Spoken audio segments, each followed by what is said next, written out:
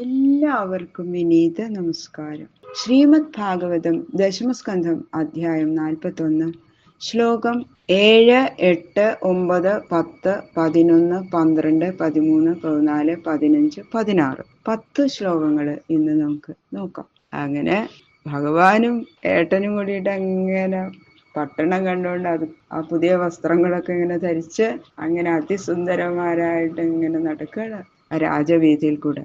കാണുന്ന ജനങ്ങൾ മുഴുവനും ഓടി വന്ന് ഭഗവാന്റെ രണ്ടുപേര് അങ്ങനെ അത്ഭുതപൂർവം ഭക്തിപൂർവ്വം അങ്ങനെ നോക്കി നിൽക്കുക. അവർക്ക് എന്തെന്നില്ലാത്തൊരു ആനന്ദമാണ് ജനങ്ങൾക്കൊക്കെ. പറയണു അടുത്ത ശ്ലോകങ്ങളിൽ. ഓം നമോ ഭഗവതേ വാസുദേവായ കോമളം കുജയൻ വേണും ശ്യാമളോയം കുമാരക വേദവേദ്യം പരം ബ്രഹ്മ ഭാസതാം പുരതോ മമ കൃഷ്ണായ വാസുദേവായ ഹരയേ പരമാത്മനെ പ്രണതക്ലേശനാശായ ഗോവിന്ദായ നമോ നമഃ. ഓം നമോ ഭഗവതേ വാസുദേവായ. ഓം നമോ ഭഗവതേ വാസുദേവായ. ഓം നമോ ഭഗവതേ വാസുദേവായ. ശ്ലോകം 7. മാർഗേ ഗ്രാമജനാരാജൻ തത്ര തത്രോപസംഗതാ വസുദേവസുതൗ വീക്ഷ്യ പ്രീതാ ദൃഷ്ടിം ന ചാദതു. മധുരാപട്ടണത്തില് താമസിക്കണ മധുരാവാസികളെല്ലാവരും കൂട്ടം കൂട്ടമായിട്ട് ചേർന്ന് വഴിമധ്യത്തിൽ അവിടെ വന്നു നിന്ന് വസുദേവപുത്രന്മാരായ രാമകൃഷ്ണന്മാരെ കണ്ട് ആനന്ദഭരിതരായിട്ട് ആ ദൃഷ്ടി എടുക്കാതെ നോക്കിക്കൊണ്ട് തന്നെ ഇങ്ങനെ നിർനിമേഷരായിട്ട് നോക്കിക്കൊണ്ട് നിൽക്കുക. കണ്ണടയ്ക്കാൻ തോന്നണില്ല. എന്താ കാണുമ്പോ ഒരു സൗന്ദര്യം, എന്താ ഭഗവാന്മാരുടെ സൗന്ദര്യം. രണ്ടുപേരുടെ വെളുവെളുത്തൊരു ഉണ്ണി, അങ്ങനെ നീല മേഘശ്യാമള വർണ്ണനായ കണ്ണൻ. രാജാക്കന്മാരെ കാണുന്ന സമയം പ്രജകള് ഇങ്ങനെ അത്ഭുതപ്പെട്ട് നോക്കും എന്ന്.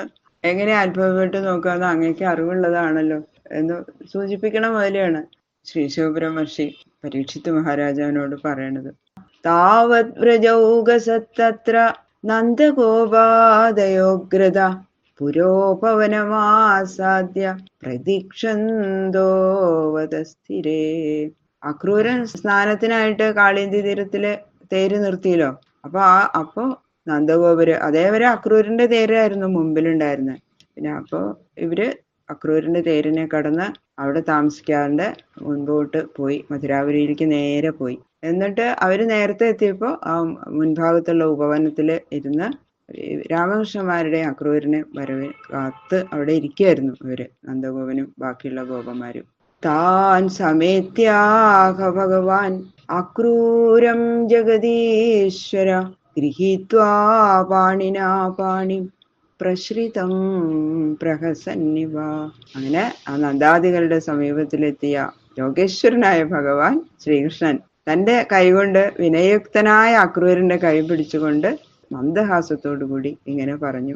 തേര് നിർത്തിയപ്പോ അക്രൂരന്റെ കൈ പിടിച്ചിട്ട് പറയാ ഭഗവാൻ, ഭവാൻ പ്രവിശതാമഗ്രേ സഹയാനപുരീം ഗൃഹം വയം തിഹാവമുച്യാഥ തതോ ദൃക്ഷ്യാമഹേ പുരീം.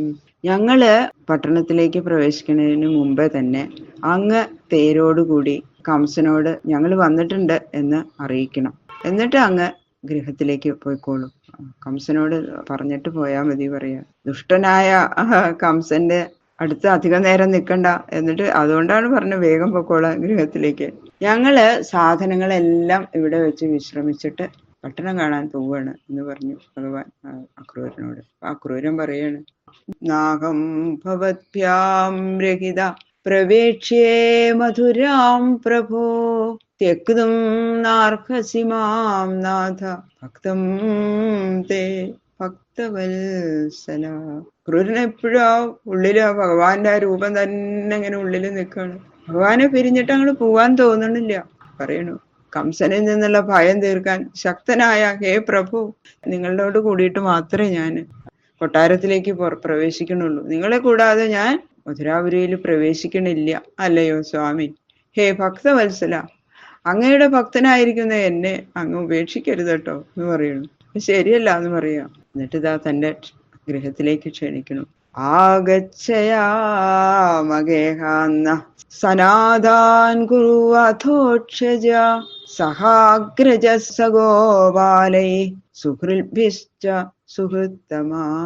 അല്ലയോ ഏറ്റവും സുഹൃത്തനായുള്ളവനെ ഭഗവാനെ, ജ്യേഷ്ഠനായ ബലരാമനോടും സുഹൃത്തുക്കളായ ഗോപന്മാരോടും കൂടി നമുക്ക് പോവാം, എന്റെ ഗൃഹത്തിലേക്ക് പോവാം. അല്ലയോ ഭഗവാനെ, അവരോട് ഒരുമിച്ച് അങ്ങ് ഞങ്ങളുടെ ഗൃഹത്തിൽ വന്ന് ആ ഗൃഹങ്ങളെ നാഥനുള്ളവയാക്കി ചെയ്താലും അങ്ങ് വരുമ്പോഴാണ് ഞങ്ങൾക്ക് നാഥൻ ഉള്ളത്. ഇപ്പൊ അനാഥരെ പോലെ അല്ലേ കംസന്റെ കൊട്ടാരത്തിൽ കഴിയണത് ഇവര് അല്ലേ? ഞങ്ങളുടെ ഗൃഹങ്ങൾ അതെന്താ പറഞ്ഞ, ഞങ്ങളുടെ എന്റേന്നല്ല പറഞ്ഞത്, അവിടെയുള്ള സകലവും ഭഗവാനിന് അധീനമാണ്. ഞങ്ങളുടെ ഗൃഹം, നമ്മുടെ ഗൃഹം എന്നാണ് പറഞ്ഞത് അക്രൂരൻ. പുനീഹി പാദരജസാ ഗൃഹാന്നോ ഗൃഹമേധിനാം യച്ഛൗജേനാനുതൃപ്യന്തി പിതരസ്സാഗ്നയസുരാഹ. അങ്ങയുടെ പാതാരവിന്ദങ്ങളിലുള്ള ആ പൊടി കൊണ്ട് ഞങ്ങളുടെ ഭവനങ്ങളെ പരിശുദ്ധമാക്കണേ.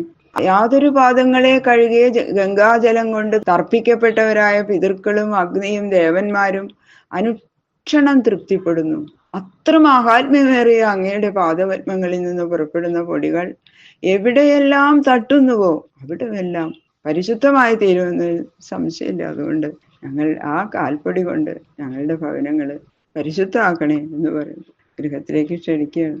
അവനിജ്യാംഗ്രിയുഗളം ആസീൽ ശ്ലോക്യോ ബലിർമഹാൻ ഐശ്വര്യമതുലം ലേഭേ ഗതിം ജൈകാന്തിനാം തുയാ. അങ്ങയുടെ പാതകളത്തെ പ്രക്ഷാളനം ചെയ്തിട്ടല്ലേ ബലി മഹാകീർത്തിമാനായി തീർന്നത്. എന്നിട്ടോ അസംഖ്യം ഐശ്വര്യത്തെയും നിഷ്കാമ ഭക്തിയെയും അതാ ജീവിതാന്ത്യത്തിൽ പരമഗതിയെയും പ്രാപിച്ചു മഹാബലി എന്ന് പറയണം. അങ്ങനെയുള്ള അവിടുന്ന് ഞങ്ങളുടെ ഗൃഹം പരിശുദ്ധമാക്കണേ. ആപസ്ത്രേങ്ക്യവനേ ജന്യ സ്ത്രീൻ ലോകാൻ ശുചയോ പുനൻ ശിരസാധത്തയാ ശർവ സ്വറിയാദാ സകരാത്മജാ. അങ്ങയുടെ പാദക്ഷാളനത്താൽ പരിശുദ്ധമായ ഗംഗാജലം 3 ലോകങ്ങളെയും പരിശുദ്ധമാക്കുന്നു. ശ്രീപരമേശ്വരൻ ആ ജലം ശിരസ് കൊണ്ട് വഹിക്കുന്നു. ആ ജലസ്പർശം ഹേതുവായിട്ടല്ലേ സകല രാജപുത്രന്മാര് സ്വർഗം പ്രാപിച്ചത്. എന്നതാ ഭഗവാനെ സ്തുതിക്കണം. ദേവദേവ ജഗന്നാഥ പുണ്യശ്രവണ കീർത്തന യദൂത്തമോത്തമ ശ്ലോക നാരായണ സ്തുതേ. ബ്രഹ്മാദിദേവന്മാർക്കും പൂജനായുള്ള ഭഗവാനെ, ജഗത്തിനെല്ലാം നാഥനായ സ്വാമി, കീർത്തിക്കുന്നവർക്കും ശ്രവിക്കുന്നവർക്കുമുള്ള പാപത്തെ തീർത്ത് പുണ്യത്തെ നൽകുന്ന പുണ്യശ്രവണ കീർത്തന, യദുക്കളിൽ വെച്ച് ഉത്തമനായുള്ളവനെ, ശ്രേഷ്ഠ യശസ്സോടുകൂടിയ ഭഗവാനെ, ഹേ നാരായണ അങ്ങയ്ക്കായിക്കൊണ്ട് നമസ്കാരം എന്ന് പറഞ്ഞ് അപ്പതാ ഭഗവാൻ അതിന് മറുപടി പറയണം. ആ ശ്ലോകങ്ങള് നമുക്ക് നാളെ നോക്കാം. സർവത്ര ഗോവിന്ദ നാമ സങ്കീർത്തനം ഗോവിന്ദ ഗോവിന്ദ ഗോവിന്ദ.